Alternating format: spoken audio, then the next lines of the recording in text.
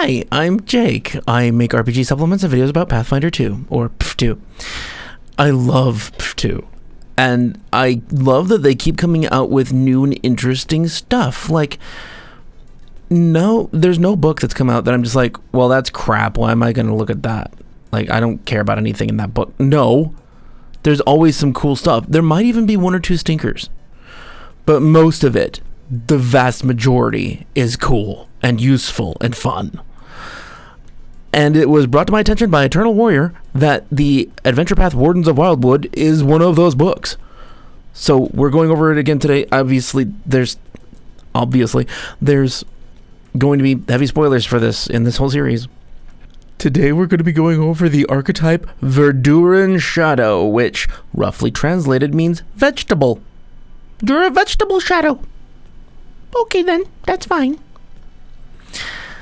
So you're supposed to get GM permission for this because it's from this adventure path, whatever. So I'm going to read the intro it has for this archetype. The Wildwood Lodge and its allies have mastered many techniques over the years, providing its champions a crucial edge in navigating and defending the forest's primal beauty. In the Wardens of Wildwood adventure path, the PCs automatically have access to the Verduran Shadow archetype, vegetable shadow, by nature of their prior collaboration with the Lodge or other Sylvan societies. Verduran Shadow.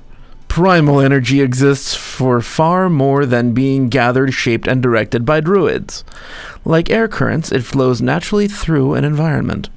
With the proper training, an explorer can perceive these currents, sensing cues carried on them like airborne scents. With further work, they can drift with these energies like a leaf on a river, or even hide themselves in the primal eddies to evade their foes' senses. Too much exposure can erode the practitioner's higher thoughts, leaving behind a predatory cunning that augments their combat abilities at the risk of wearing away their sense of self. Cool! So you start merging with the wild. That's a wild goblin. Clearly, that goblin is wild. I don't think it's even holding that knife properly. But it's a goblin, so who knows?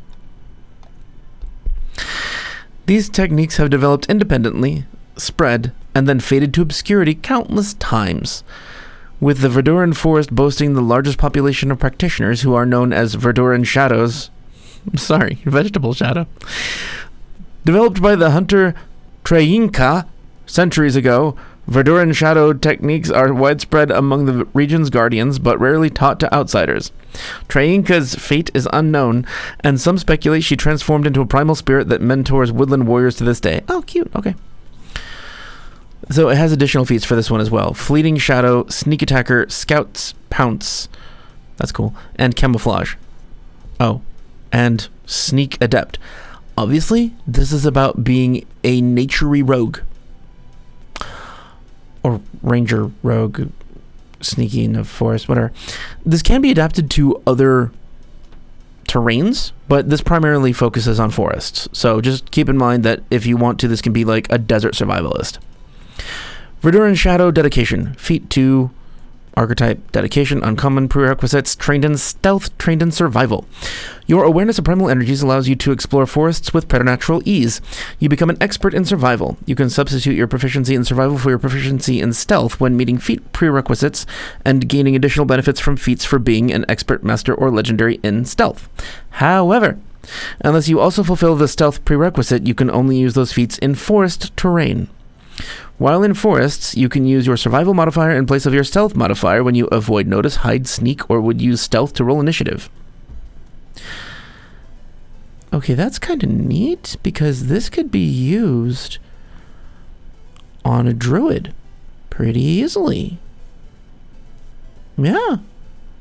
You get a higher bonus because of wisdom to survival. That's neat. Special, it's a dedication feat. You can't take other feats, blah, blah, blah. It's an archetype. We know how archetypes work. Level 4 feat. Canopy Predator. Uncommon archetype skill. Oh, weird. 4th level skill feat. Cool. All right. Prerequisites. Trained in athletics. You are as at home in the treetops as you are beneath their branches. You gain a climb speed of 15 feet when moving through trees, vines, and other foliage. Whenever you succeed at an athletics check to climb a tree or an acrobatics check to balance on a branch, you get a critical success instead. You aren't off guard while climbing or balancing on a tree. I know this might seem like too much, but if it were me and I were shifting this from rocky terrain to from forest terrain to rocky or desert. I mean, rocky would still keep the climb speed, but for desert, I'd probably go with a burrow speed. Yes, it's more powerful, but you can't climb shit in a desert. I live in one. I know. The trees are fragile and tiny. Climbing wouldn't do anything. So burrow speed. Whenever you succeed at an athletics check to climb a tree or an acrobatics check to balance on a branch, you get a critical success instead. You aren't off guard while climbing or balancing on a tree. Cool. Again, you can't use it in the desert because you can't balance on a cactus. Trust me. You can't. Next feat, level 4, Underbrush Trailblazer. These are all uncommon. You gain the Terrain Stalker feat, selecting the underbrush terrain. If you already have Terrain Stalker for underbrush, you can select a different type of difficult terrain. If you avoid notice while exploring, and if any allies use Follow the Expert to follow you as you do so, you can extend your Terrain Stalker feat's benefits to one ally so long as they remain within 10 feet of you. That means that you can stalk together quietly without having to roll. That's awesome. Because normally, the Terrain Stalker feats are just for the person that took it. If you have Master Proficiency in Stealth, you can extend the effect to 2 allies. If you have Legendary Proficiency in Stealth, you can extend it to 4 allies. Good, that's a useful feat. Level 6 feat. Verduran Vegetable Ambush. 3 actions. Prerequisites. Expert in Stealth. You prepare to ambush a foe. You ready an activity that takes 2 actions, though that activity must either be Death from Above, which is the next feat, or an activity with a requirement that you be hidden or undetected by all your opponents, such as Scout's Pounce. This would also work for the assassin's ability to assassinate someone. It's pretty high level, though. After using the reaction, you cannot use this feat again for 10 minutes. Okay. Well, readying to, like, assassinate somebody? It'd be cool. Actually, I think that's 3 actions. Shit. It is 3 actions. Fuck. Alright, so Death from Above, I guess, is going to be the best one. That's kind of stinky. You take a feat to be able to use another feat better. It's not all that amazing. Alright. You know what? I'd probably just make that a skill feat. It's easier that way. You can still take it, but it's a skill feat. So you don't have to waste your class feat on something that's preparing to use another feat well. That's silly. Next feat, level 8, Death from Above. 2 actions. Prerequisites, Canopy Predator, and Expert in Athletics. Canopy Predator is the 4th level skill feat. That's part of this archetype. Requirements, you are standing, climbing, or balancing on a surface at least 10 feet above your target. You leap down on your target using their body to cushion your fall and your momentum to empower your attack. Neat. Attempt an athletics check to leap to a space adjacent to the target. If you land adjacent to the target, compare the athletics check result against your target's reflex DC. When you leap onto a creature in this way, you do not also deal damage for falling on a creature, player core 421. Regardless of your result, the target is temporarily immune to your Death from Above for 1 minute. The short version is if you did have them take damage from you falling on them, they take half the damage that you would have taken from falling that distance, and you take the other half. But that doesn't matter in this case because it doesn't apply. So this is your roll of athletics check against their reflex DC. Critical success, the target falls and lands prone, reducing the falling damage you take by an amount equal to twice your level. Oh, interesting. You then can make a melee strike against the target. The strike gains the deadly D8 weapon property and deals an additional 1d6 bludgeoning damage. Huh. Oh, because you fell on them. This additional damage increases to 2d6 if you are Master in Athletics or to 3d6 if you're Legendary in Athletics. Success. The target is off guard until the beginning of your next turn, reducing the falling damage you take by an amount equal to your level. You can then make a melee strike against the target, adding the deadly D8 weapon property to the attack. Failure. You can make a strike against the target. Oh, okay. Well, so it's still 2 actions to try to do something better, but if you fail, you still get to hit them. Critical failure. You fall prone whether you take falling damage or not. Don't critically fail. It's bad. Generally speaking, it's bad. All right, so that is a useful, fun feat to jump on people. Next feat, level 10, Sense the Strike. It's a reaction. Prerequisites, Master in Survival. Trigger, a creature targets you with an attack and you can see the attacker. You sense how an incoming attack moves through ambient primal energy, predicting how best to dodge. The triggering attack targets your survival DC instead of your AC. Oh, cool. Like the lizard folk ability. Though this allows you to avoid taking penalties to your AC, it doesn't remove any conditions or other effects causing such penalties. For example, an enemy with sneak attack would still deal extra damage to you for being off guard, even though you wouldn't take the -2 circumstance penalty when defending against the attack. It's still useful. So that only goes to level 10, that archetype. Interesting. So I see this as a way that somebody who doesn't normally have a lot of sneaky, stealthy assassination abilities to just pick up a couple. Now, as I mentioned, Verduran Ambush, the 3 actions to prepare 2 actions, I still think that's a skill feat. Yes, I know, it's useful because it allows a 2-action ability to become a reaction instead. But so what? I mean, it's so limited in how many things you can use for that, like Scout's Pounce, that's another part of this archetype, or Death from Above. Now the additional feats for this archetype. This makes a difference in this archetype, because there's some things that are hard to get otherwise. So Fleeting Shadow is a 6th level feat that you get. It is a flourish. Normally it's only available to the Scout, for the Scout archetype. You're able to quickly disappear and then move about stealthily. It's 2 actions. You hide, then sneak twice. That's great for this archetype, or for anybody who wants to be able to do this and doesn't want to take the Scout archetype. Next is Sneak Attacker. Normally this is a 4th level feat for a rogue, but in this case it's a 6th level feat for this archetype. You gain the Sneak Attack class feature, except it deals 1d4 damage, increasing to 1d6 at 6th level. You don't increase the number of dice as you gain levels. As people in my game have noticed, this doesn't do a lot. But you do add sneak attack damage to every attack that catches someone off guard. It's not just like once a turn.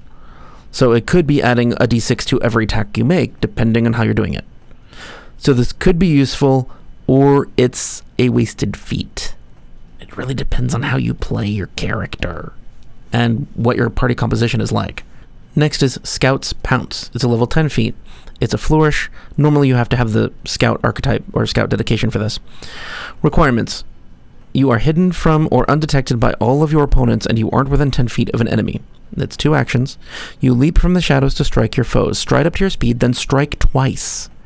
If you were hidden or unnoticed by the target of these strikes, your foe is flat-footed, in this case off guard, against both attacks. Your multiple attack penalty applies normally for both attacks. So this is a way of getting an extra action, and you can strike at multiple foes if you want to, and you would remain unnoticed or hidden against those enemies. This is really neat. And this is one of my 2 favorite feats from the Scout archetype.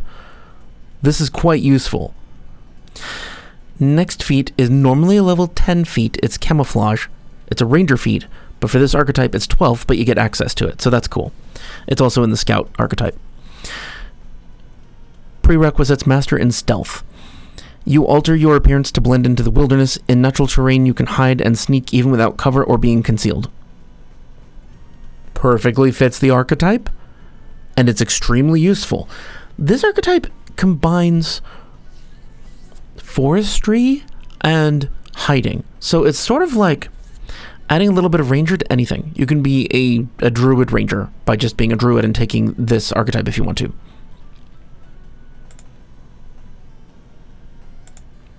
The last feat is normally level 10 feat. It's a rogue feat, but for this archetype it's level 12.